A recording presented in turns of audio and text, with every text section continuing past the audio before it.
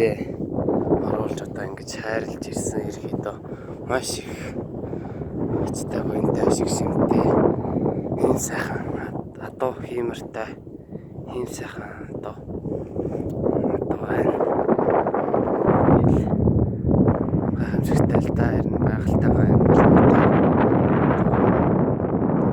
Монголын хамраа бол ингэж гэж одоо ингээл зөвлөгөн дээр зүгээр л гэрэн бариад амьдарсан гэдэг шиг. Тэгэхээр гоё байна. Одоо хөр гонхтайгүй байна.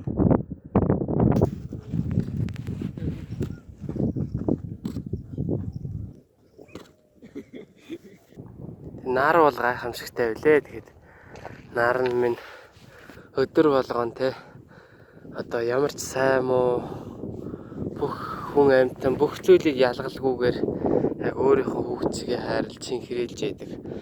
Түүний хайрууд ямар ч тийм өөр төлбөр янз бүрийн тийм байдгүй, зүгээр л өгдөг, зүгээр агуу их хайр, агуу их бурхан бол та нар юм аа. Тэгээд нарандаа баярлалаа.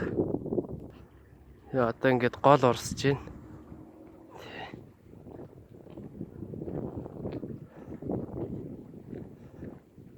Тэг ер нь бол энэ ус бол гайхамшигтай юм байгаа юм билээ. Одоо жишээ нь хамгийн чухал юу учраас одоо монголчуудын бас эртний үг байдаг штэ. Усын нуул усын дагаа гэдэг чинь маш ус ямар чухал үнцэнтэйг яаж байгаа юм л та хэлж юм л та. Тэгээ ус бол нөгөө зөөлөн хатуугаа иддэг гэдэг юм бас адил. Ус бол одоо жишээ нь бол нөгөө just do it гэдэг штэ. Зүгээр л хий гэдэг шиг тий. Ямарваа нэгэн зүйлийг тэгэнгүүт яг тэр шиг ус бол зүгээр л урсдаг тий. Зүгээр л урсж яадаг. Тэгэнгүүт зөөлөн хатуугаа иддэг гэдэг тэр үгний дагуу бол одоо энэ чулуу бол хатуу зүйл тий. Ус бол ингээд маш уян алархаа ингээд юу ямар ч хэлбэр төвшөнд ордог зүгээр урсдаг тийм зөөл юутай төлөвтэй систем хийдэг болоо хөвөл мөс болдог л доо. Тэгэнгүүт ингээд нөгөө нэг усч одоо ингээд хөдөлж явахт ингээд байнга урсж байгаа учраас нөгөө ингээд чулууч илэгддэг штэ бол усанд ингээд төв юм үнтэй. Тэгэхээр л ерөөдөө гайхамшигтай байгаа юм л да. Тийм тэгэл тий одоо ингээд гол урсж байна.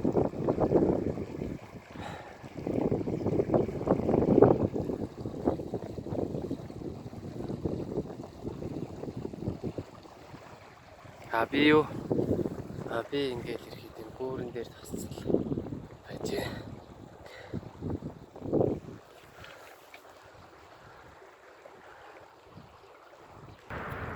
Тэгээд би нөгөө гүүрэн дээр зогсож байгаа учраас нэг юм санаа орж ирлээ. Тэгээ нөгөө гүүр гэдэг юмны тухай бодсон чинь одоо жишээ нь хоёр юмыг хооронд нь холбодог тий. Одоо юм мэхидаа бас ачтай буянтай зүйл байна нэр нь бол тэгээ яг гүүр гэдэг үгээр бол олон юмыг бас төлөөлүүлж хэлдэг л да одоо тийм одоо гүүр гэж тий